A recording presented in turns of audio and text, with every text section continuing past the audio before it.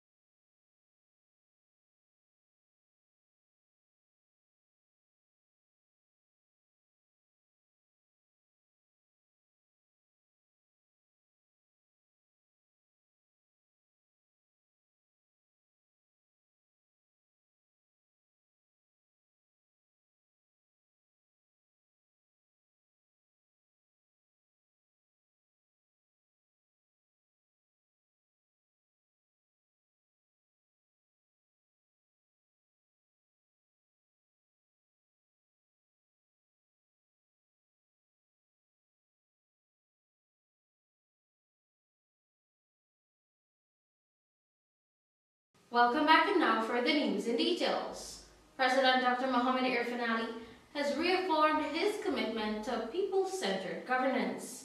Kevon Samuels joins us with more details. His Excellency President Dr. Irfan Ali, during a public engagement on Friday 21st of November 2025, he highlighted several initiatives which his government has and continues to make progress on since assuming office in 2020.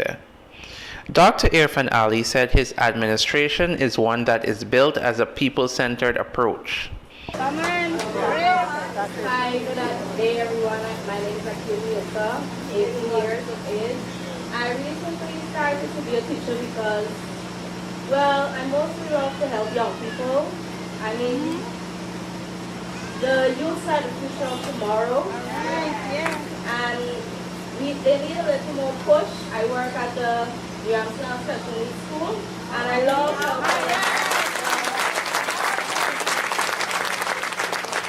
helping the less fortunate and so forth that need more help, more patients that don't have it at home, and so forth. And I plan to also, yes, and this is also starting phase. I also want to be having my own organization one day it's going to be something like an orphanage, but mostly with love and support. His Excellency Dr. Irfan Ali then further supported his point by inviting a young student of the Cyril Potter College of Education to the mic, where she shared some of her dreams and aspirations with those gathered. His Excellency further highlighted that the government is investing heavily in the youth for Guyana's future, with several initiatives offering free skills training and business support to women to promote financial independence and entrepreneurship. With disability, because we know sometimes at least one of that parent will have to stay home to take care of that child. So we want to have an incentive system that would also help that parent either in tax incentive or direct transfer, so that those children can also be taken care of. In closing, President Dr. Irfan Ali reassured the listening public that despite there is a lot of work to be done, under his government's leadership, all projects will be completed. Reporting for the LRTVS Newswatch, I am Kevin Samuels. A Brighton Curtin family was left shaken after armed intruders broke into their homes and carted off with cash.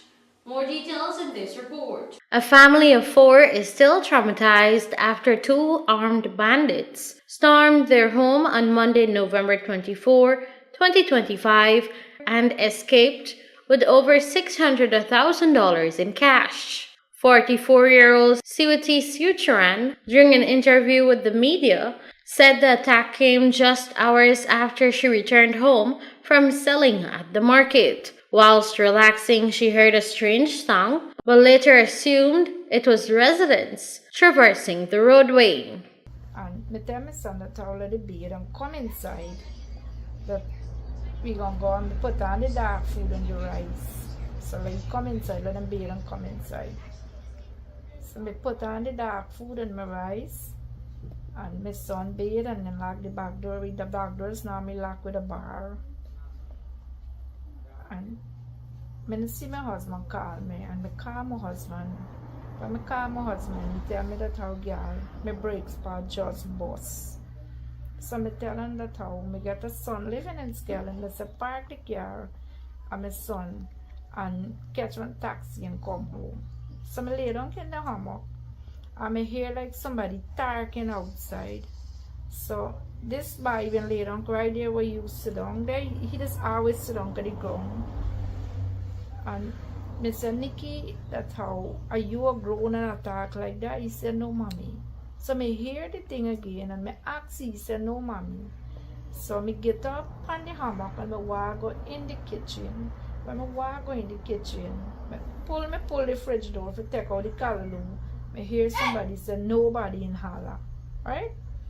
The unmasked man confronted her in the kitchen and ordered her to turn off the lights before ripping out the electrical wire himself. So when I turn around, 2 men, one get unmasked and one get unmasked, and then don't approach inside.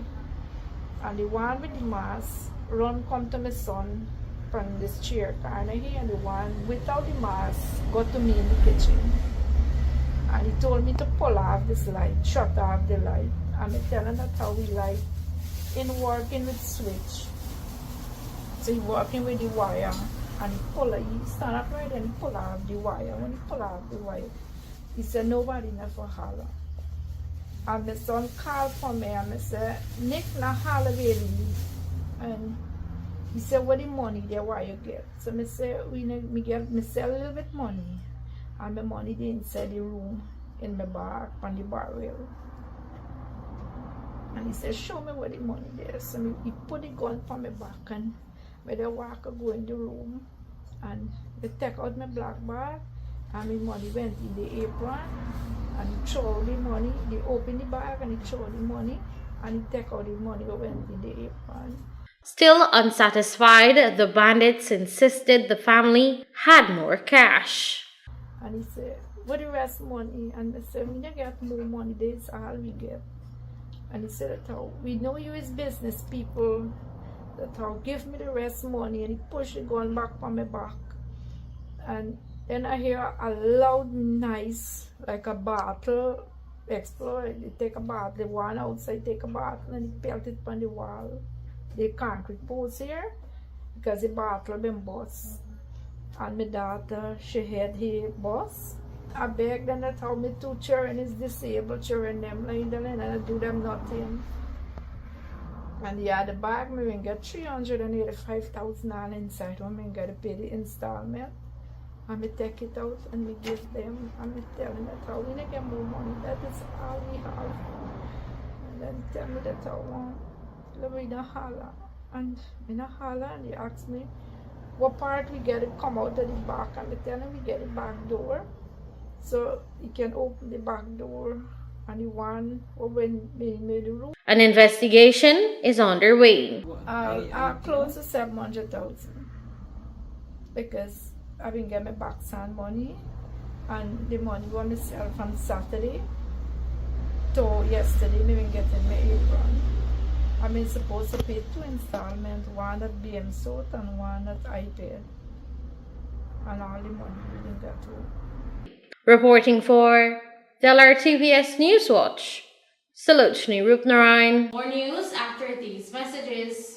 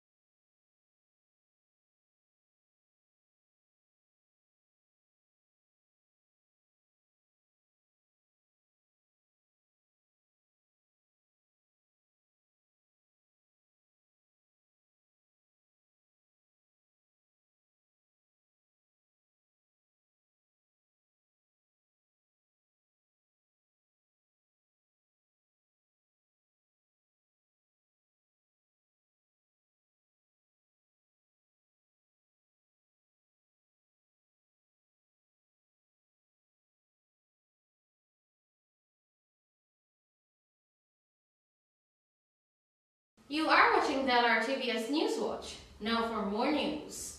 Minister of Public Service, Government Efficiency and Implementation, Honorable Zulfikar Ali, is urging citizens to seize the opportunities of free training programs.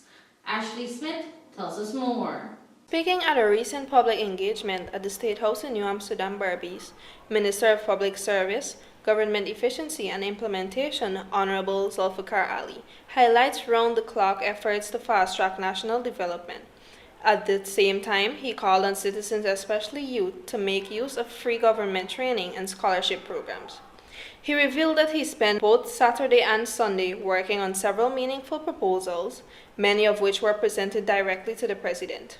He stated that although this is his first engagement with the public in this capacity, he is confident that his ministry will provide efficient and immediate services to the people. Saturday and Sunday, all across Berbice, listening, interacting, engaging. And you have given me so many wonderful ideas that I've shared with the President, and we will implement them.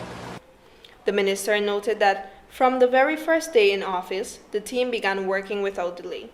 What was originally planned to be completed over 5 years is now being aggressively pursued within a much shorter time frame, with team members operating 7 days a week. According to him, this dedication reflects the President's vision, a vision not for one, but for all.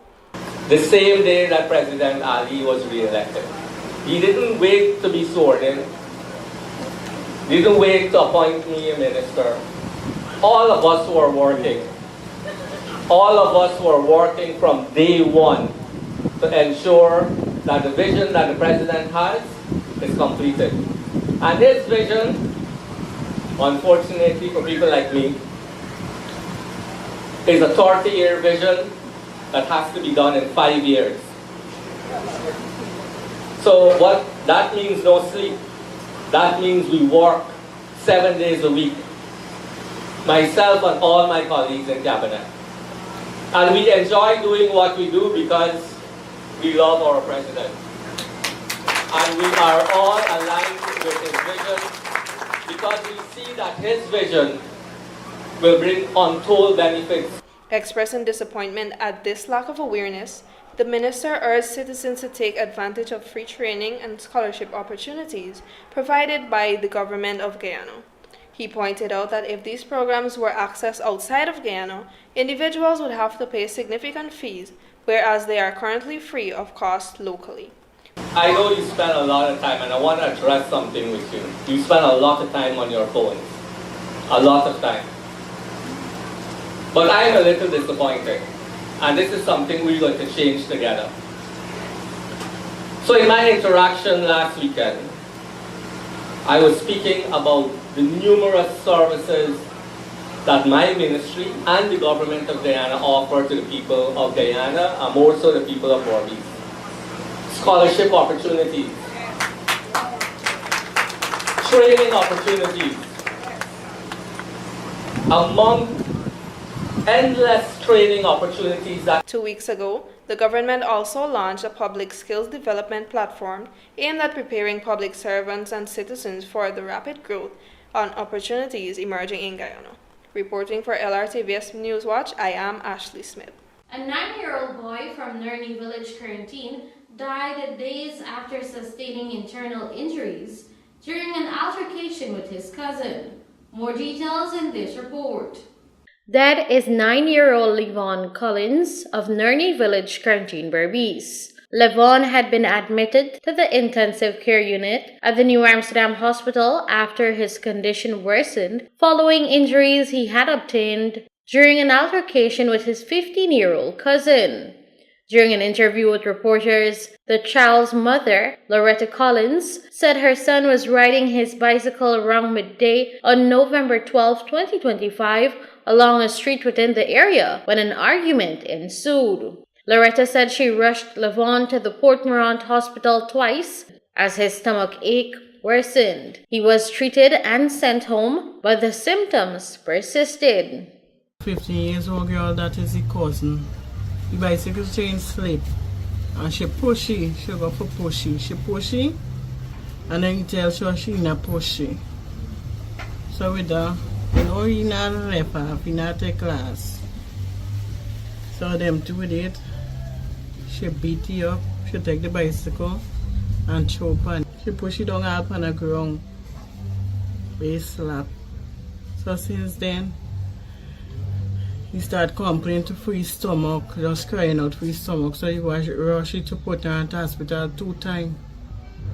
Then give him treatment, then send him home, still with the same complaint. His stomach carry back, we go do x-ray and Nimaya. And then just keep on saying hard knock, hard knock. He still complain again. He went in ICU. So everything was going well. We show everybody good face and things. Oh. Discharge and going a while. And he starts split big blood. When questioned about what triggered the altercation, she explained that They don't agree at all. They don't agree.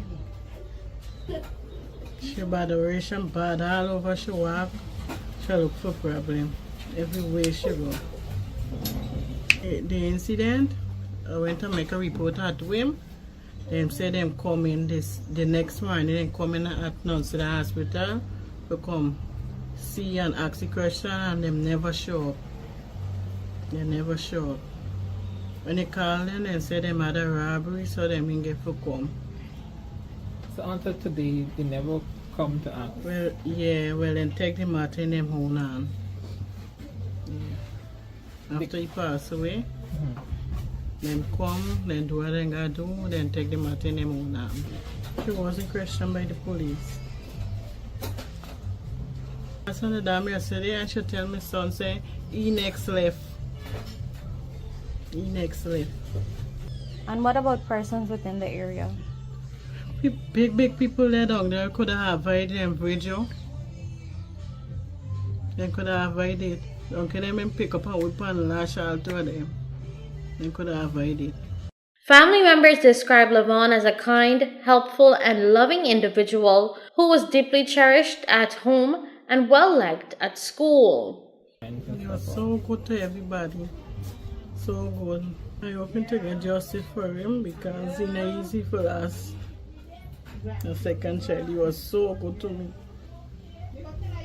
Anything you ask you for, anything you ask you for do, and so you go do it. Don't keep saying nah, do you get up and go. Police in a statement revealed that a post-mortem examination conducted on November 24, 2025 by pathologist Dr. Bridge Mohan on the body of Levon Collins gave the cause of death as shock and hemorrhage due to ruptured spleen. Investigations are ongoing.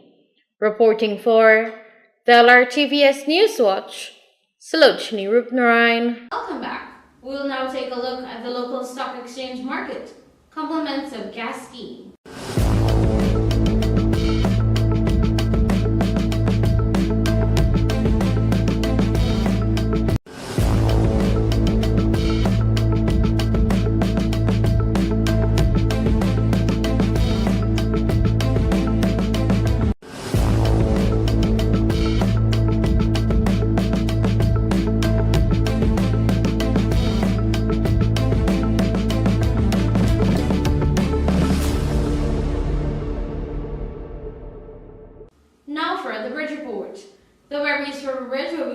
vehicular traffic on Wednesday, November 26, 2025 from 16 hours 40 for 1.5 hours. The schedule is subjected to change without notice. For your weather report tonight, partly cloudy with a high of 90 degrees Fahrenheit and a low of 77 degrees Fahrenheit. There is a 58% chance of precipitation. Tomorrow, cloudy with a high of 88 degrees Fahrenheit and a low of 78 degrees Fahrenheit.